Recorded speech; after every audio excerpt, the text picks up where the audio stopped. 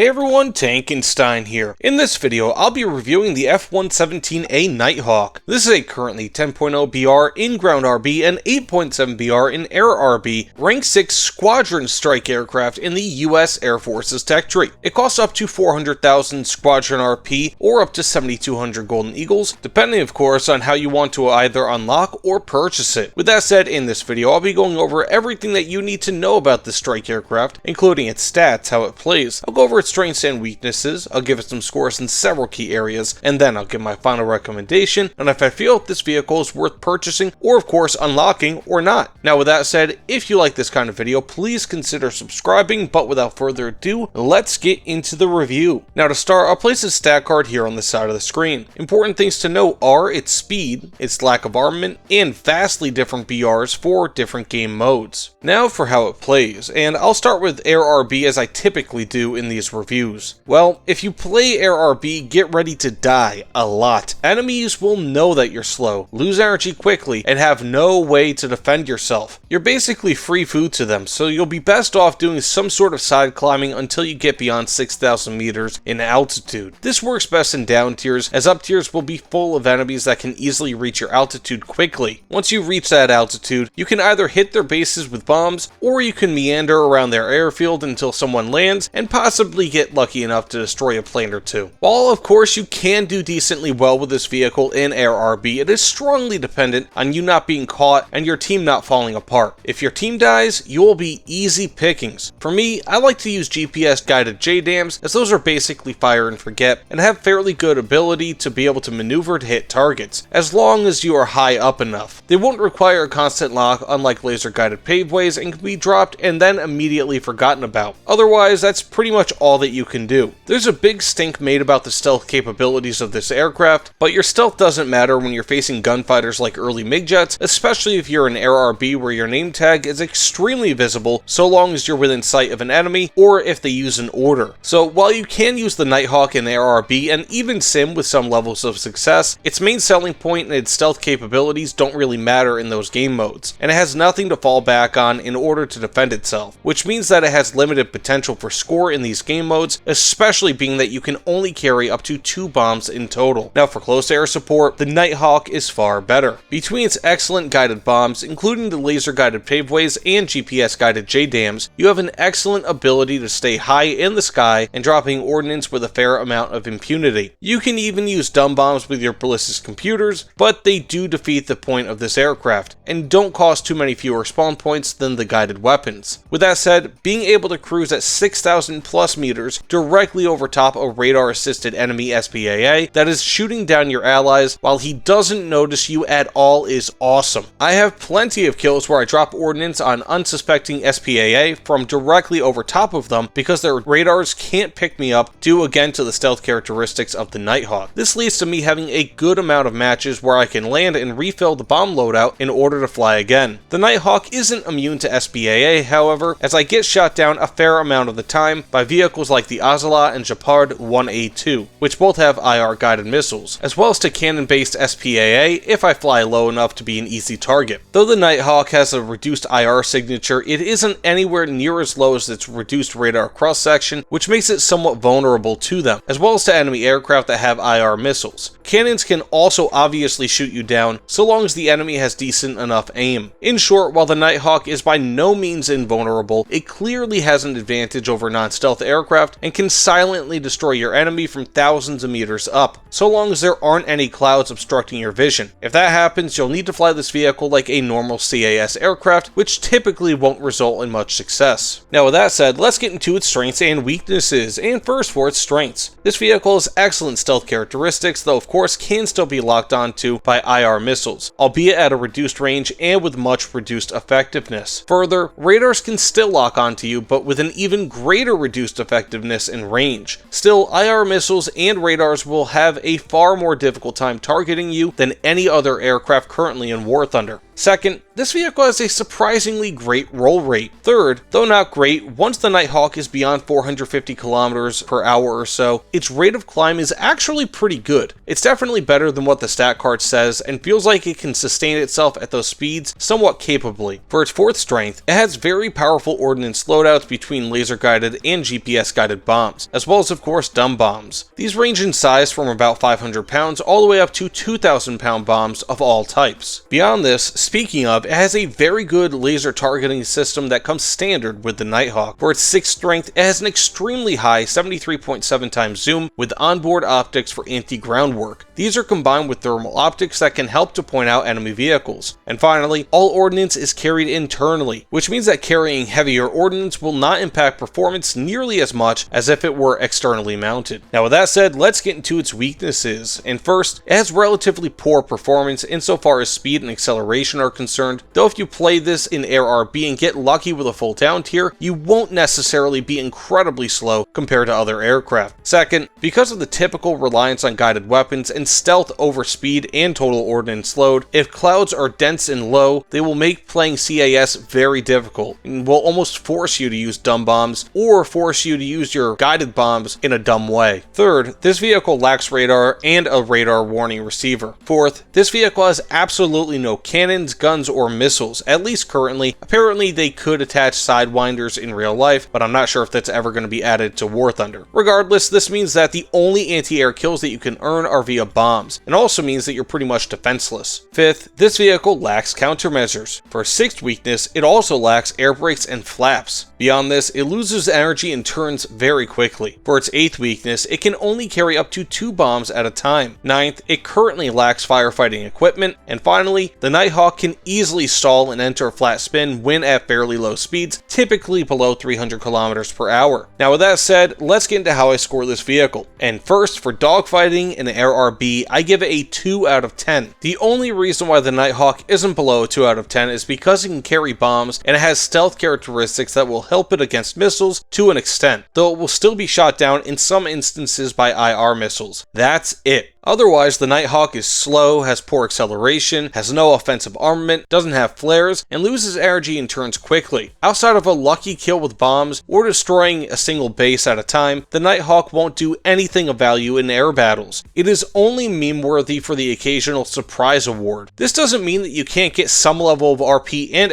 SO with it in such matches, but it won't be nearly as much as with most other aircraft. The Nighthawk simply doesn't have the bomb carrying capacity to get much score attacking bases and ground units, and it has no way of destroying aircraft outside of trolling them when they land at their base. This leads to it being a poor aircraft for air battles. Now for close air support, I give it an 8 out of 10. While the Nighthawk was never meant to perform close air support in real life, it can do quite well doing so in War Thunder. While it only has the ability to carry 2 bombs, the Nighthawk has an exceptional ability to loiter over the enemy without being destroyed, which means that you'll be able to deploy the laser guided ordnance with much more success than you would with nearly any other aircraft. As such, while it only has 2 bombs, the success rate with them getting kills is higher than almost any other plane that you can fly in War Thunder as of current. This is also due to the amazing optics with nearly 74 times zoom and of course thermal capabilities, which further assist with target acquisition and eventually the target destruction. The only thing that makes this vehicle not better in CAS is its lack of ability in carrying more ordnance. Still, I feel better with the Nighthawk just having 2 bombs than I would with almost any other aircraft with 5 times that amount of bombs, simply due to the stealth capabilities of it. This allows an unequal ability to loiter over the enemy to ensure that you get both the best targets and the kill against said targets. Now with that said, overall, I give it a 6 out of 10. As you can tell, I am obviously weighing close air support much more heavily than its Air RB performance. While you can use the Nighthawk in Air RB, you probably shouldn't do it all too much, if at all. It is clearly better as a strike/close air support aircraft in ground battles, which is how you'll find the bulk of your successes with this aircraft. You'll still get shot down on occasion, sure, but it isn't nearly as often as with other conventional aircraft, which leads to an incredibly high efficiency with the Nighthawk that very few aircraft in-game can even get close to, at least when considering those that are limited to dropping bombs only and not having AGMs of any kind. Regardless of how good it can be in ground battles, the Nighthawk is still incredibly limited in terms of speed and acceleration, as well as, to a lesser extent, rate of climb and maneuverability. The Nighthawk is a severely limited aircraft aircraft in almost every respect, but if you need a precision ground strike with a guided bomb, this is likely the best plane in War Thunder to do so at any BR. Now with that said, do I recommend the F-117A Nighthawk? Well, if you need something for CAS, yes, I do. Otherwise, if you only play air battles, the Nighthawk is largely a meme vehicle and is mostly useless. Additionally, being that this is a squadron vehicle, I would recommend to just unlock it via Squadron RP, as it provides no RP and SL bonuses, unlike what a premium vehicle would do. Either that, or whittle the GE cost down a bit by using at least some Squadron RP on it. Regardless, the Nighthawk is an extremely fun and unique vehicle in ground battles, while feeling extremely boring and helpless in air battles. It is capable when your main enemies are ground targets, but is powerless versus aircraft. If you're familiar with guided bombs, there will be probably few if any vehicles in War Thunder better as of current that are better than the Nighthawk with such a small loadout, at least when used in ground battles. This immense efficiency with those weapons, as well as its largely useful stealth versus radar and to a lesser extent versus IR guided weapons, is why I recommend the Nighthawk for unlocking via Squadron RP. I also give it my Tankenstein seal of approval. I'll admit, I didn't think that the Nighthawk would be all that good, and it isn't in air battles, but for ground battles, it's both incredibly fun and capable, even despite its limitations, thanks to its stealth characteristics. Now with that said, thank you all so much for watching. If you don't mind, please consider liking this video and subscribing to my channel, as they both help me out tremendously. Additionally, let me know what you guys think about the Nighthawk and of this review in the comments below. Either way, thanks so much for watching, and I'll see you all on the other side. Take care, everyone.